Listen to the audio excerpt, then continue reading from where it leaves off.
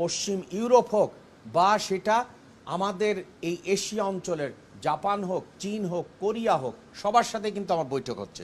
প্রতিদিনই আপনারা লক্ষ্য করেছেন যে আমার সাথে, আবার আমাদের পার্শ্ববর্তী দেশে এমনও লক্ষ্য করেছেন একই দিনে আমাদের পার্শ্ববর্তী এবং এশিয়ার একটি দেশের সাথে সভা হয়েছে এবং জাপানের সাথে সভা হচ্ছে। তার মানে হচ্ছে যে, এবং আমাদের পররাষ্ট্রমন্ত্রী, অর্থমন্ত্রী এবং আমি বিভিন্ন দেশে সফর করছি এবং সেখানে আমাদের একটাই লক্ষ্য যে বাংলাদেশকে কিভাবে এগিয়ে নিয়ে যাবে, বিশেষ করে নতুন বাজার সৃষ্টি এবং সেখানে সক্ষমতা বৃদ্ধি এবং সেই বাজারে আমাদের এর যাতে উপস্থিতি আরও বাড়ে।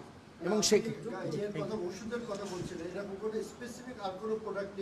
হ্যাঁ, আমরা অনেকগুলো প্রোডাক্টের কথা বলছি, যেমন স্পেসিফিক হচ্ছে যে ওষুধের ক্ষেত্রে।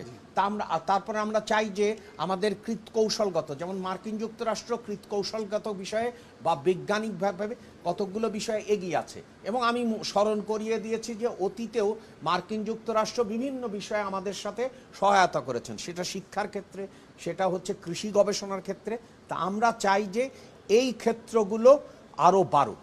আমরা বারবার একটা বিষয়ে যোগ করছি এবং জোর দিচ্ছি, সেটি হচ্ছে যে আমরা আরও কনসালটেশন করতে চাই এবং আমরা মেকানিজমগুলো বের করতে চাই, যার ফলে বহুমুখীকরণ করতে হবে।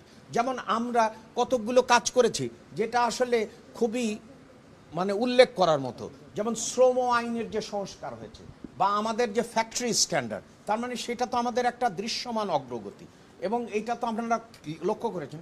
এবং সেটা আমরা করেছি শ্রম আইনের ক্ষেত্রে দেশীয় উদ্যোক্তাদের সাথে মিলে আমরা শ্রম আইনের উন্নতি করেছি। সে একই কায়দায় আমরা মনে করি যে আমরা যেহেতু এক ধাপ এগিয়েছি, সাথে সাথে আমাদের উদ্যোক্তারাও তাদের যে ডিউ শেয়ার সেটা পাবেন।